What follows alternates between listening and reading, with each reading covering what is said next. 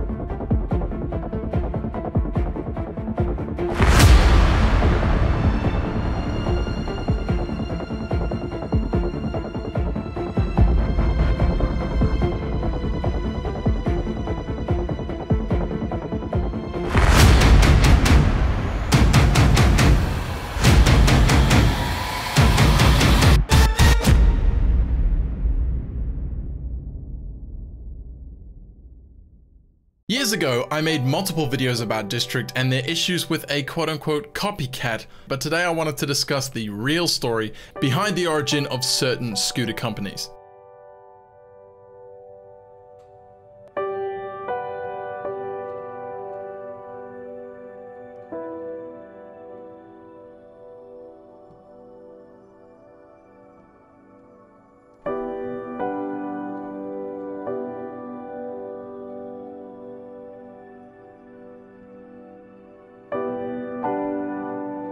Seven years ago, a video was posted on YouTube's competitor Vimeo, described as the untold story about the creation of Ethic DTC.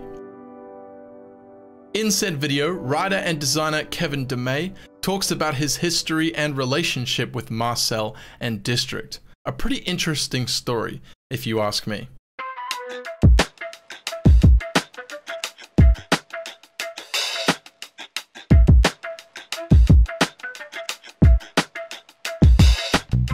If you've been riding anywhere near as long as I have, you'll know about French ID.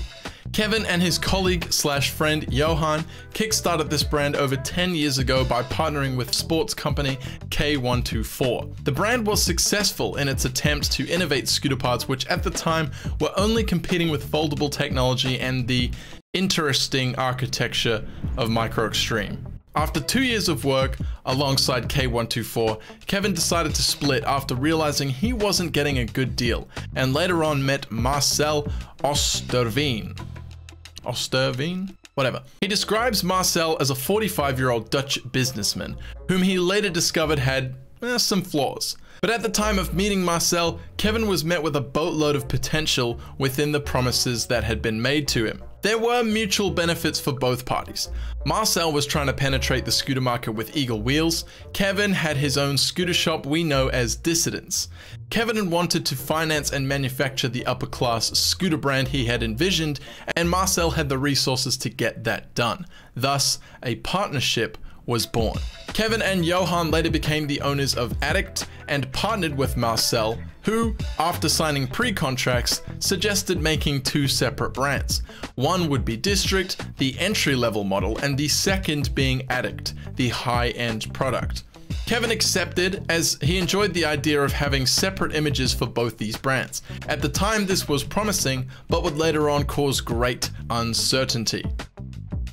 Had things run smoothly, District would have formed products and sold to beginners, which would then fund the production of Addict. Consumers or customers of District would then ideally use and progress on District parts and later on graduate to purchasing Addict parts as their skill levels increased. Or at least that's how a rider would see it. Marcel, however, was most certainly not a scooter rider. His main focus was the business aspect of the partnership, meaning profit, money, dinero, yen, you get it. Kevin's role in the companies was to design 3D models of all scooter parts with the help of Johan. Their goal was to create innovative freestyle scooter parts from scratch that were comfortable to ride. And that's exactly what they did, until spanners were thrown in the works.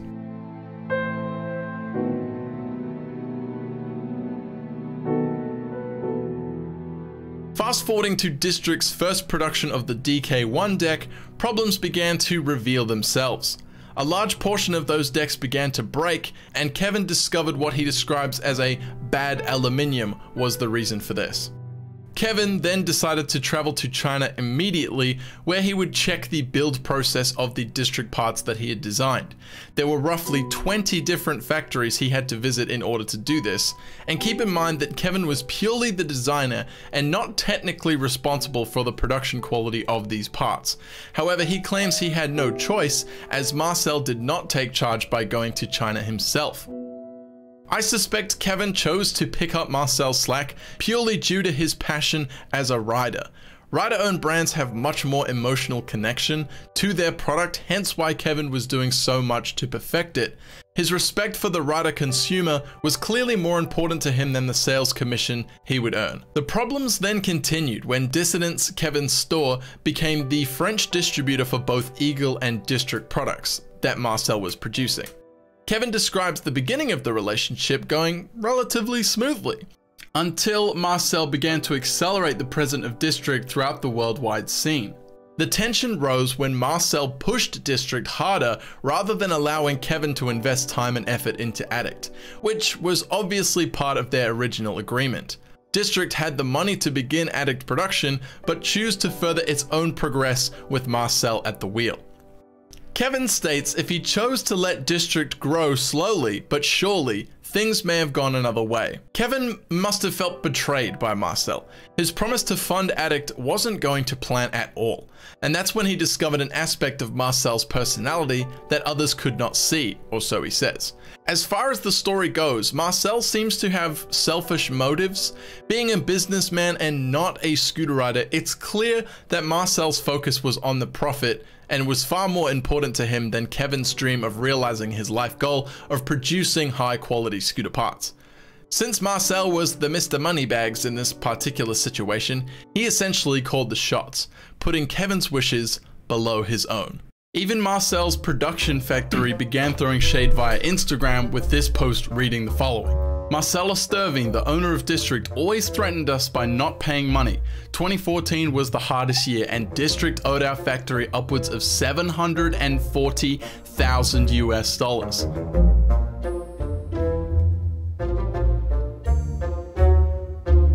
The scooter that we all know as the District V4 Complete, the one with the deck that doesn't fit the District look whatsoever, yeah, there's a reason for that. This deck was actually something that Kevin had designed previously, intended to be used under Micro Extreme. Marcel had asked Kevin to design the deck specifically for Micro, and although he was reluctant at first, Marcel promised to pay him for his work. Kevin completed the design in under an hour and describes it as having absolutely no innovation, which is kind of obvious. Careful not to reveal his full design potential in order to conserve his creativity for Addict, Kevin kept the design fairly simple. Marcel had claimed that working with Micro would be financially beneficial for the partnership and would allow the Addict parts to come out much sooner, but this wasn't the case. Right before Micro's production was completed, an argument left undescribed arose between Micro and Marcel. Marcel's lawyers were immediately involved, and they decided to use the deck for District instead of fulfilling Micro's order. Kevin was deeply disappointed as he knew the design did not fit with the existing District look that they had created. Just look at these complete side by side. On top of that, Marcel was not only refusing Micro's collaboration, but also refused to pay Kevin for the design. While all this was happening, Marcel was also delaying the official signing of documents stating the specified ownership of Addict and District. Kevin's retelling claims that Marcel would always shelf any opportunity to sign these documents for any variety of reasons. He and Johan began to doubt Marcel's promises in many ways because of this. Kevin claims he had no control over or even any input in the business decisions essential to the longevity of the District brand. He even calls Marcel irresponsible due to his refusal of revisiting China to check his own production lines in order to ensure the highest possible quality for the consumer. It's safe to say that Kevin was close to breaking point. As the water reached boiling point, Marcel decided to take away Kevin's distribution rights of District products. causing Kevin and dissidents to lose 80% of their annual revenue and almost leaving them bankrupt. Marcel was aware of the impact of his actions the whole time.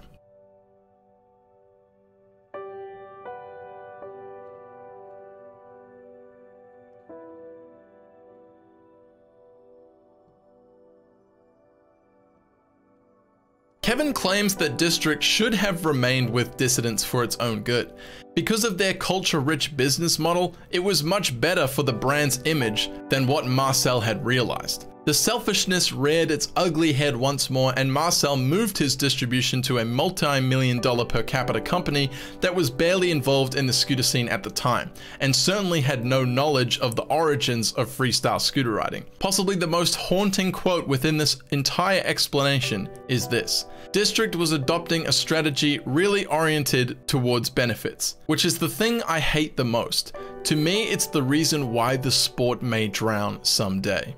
This is exactly what we saw with Phoenix Pro Scooters, a once culture-rich company that was bought out and sucked dry of all of its culture, ultimately leading to its own demise in early 2019. Culture is important.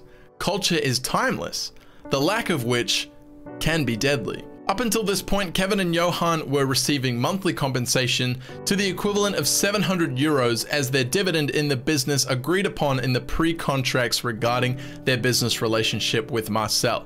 Without notifying Kevin, Marcel decided to stop his payments to the Frenchman despite the fact he was currently producing the Addict parts and Dissidents was scheduled to receive them in order to sell them to revive their own business disruption that Marcel had caused. But disruption furthered when Marcel also decided to halve the rider's margin, at which point Kevin threw up his hands and said, "That's enough."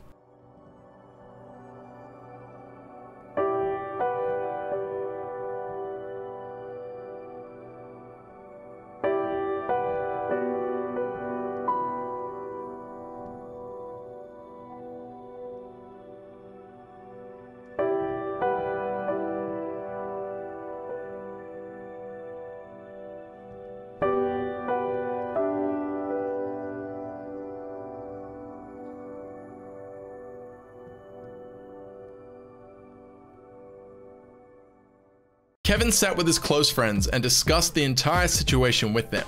The fact that money, quote, might be coming in soon for the riders involved was the only hope the collective had left. But Kevin was done with all things District and Addict. He gave up his supposed 15% ownership in order to not have any more of his own time wasted after spending 3 long years waiting for Addict to finally be released. Kevin claims even after the release of Addict, they brought no real potential to the sport, and even went as far as inviting viewers of his video to passionately boycott the entire brand. So as time went on, Kevin decided to explore a number of his options. A rider-owned French ID was one of them, but his experience with non-rider-owned practices put him off the idea. Instead, he wanted to create a brand with no investors, no external pressure, and no monkey business.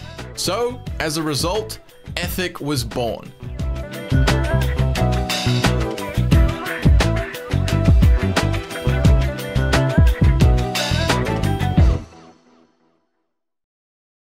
In this video, he shows the first ever Ethic bar, the now highly sought after Mero fork, and of course, the iconic Lindworm deck.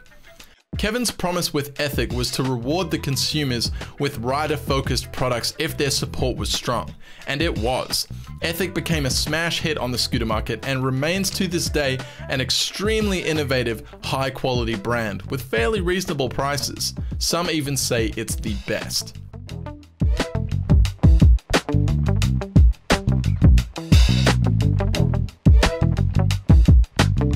Kevin ends his tale with a plea to all riders saying this: "I also want to tell all new riders to try and get more information about all the brands out there, about what is happening behind the scene, because in the end, only brands like Tilt, Raw, Rad, Prodo, Magray that are rider owned will save our sport." In 2018, the scooter industry endured the biggest crash in its history. The market was oversaturated with too many brands, too much inventory and not enough consumers. Certain brands were flooding the market with product and marketing in order to outgrow others, resulting in a massive slow in sales across the board. These brands were corporately owned, all with the deepest pockets, able to churn mediocre products out of factories and into shops fast. Kevin even predicted this 7 years ago. Already, he knew that the crash was coming. 7 years ago, Kevin already knew this was going to happen. This video is dated in 2012, claiming that the crash would come 4 to 5 years later, and sure enough, that's exactly what happened. He says all big brands that do business for profits, even though they helped development of scootering, when the market decreases, they will disappear. Kevin claims that the small brands, rider-owned brands that started from scratch, they will become the big players and hold on for our sports recognition. I agree. These are wise words coming from 7 years ago, and the vision of which has already become a reality.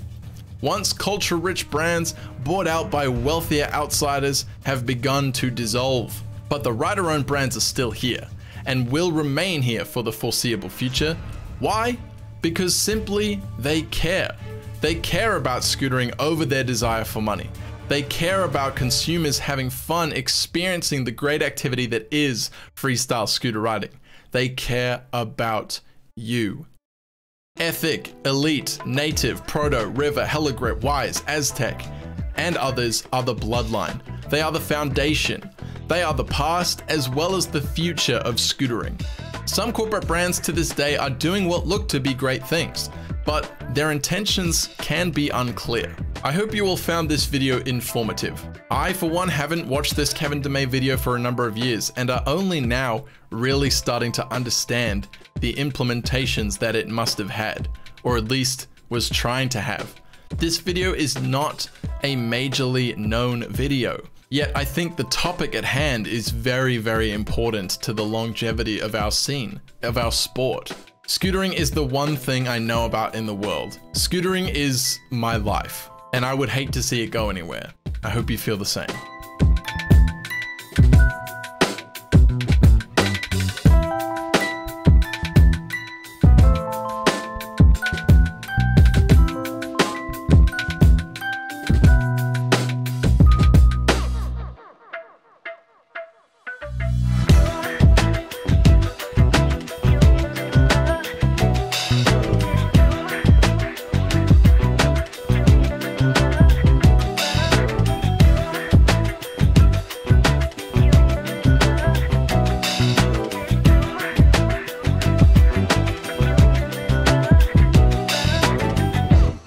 Thank you so much for watching. It's been your boy, FinnaSB. That's another video done from me. I would really appreciate it if you smash that like button, subscribe, turn those notifications on, and leave a comment down in the comment section of what you think about this topic. Thanks again. Peace.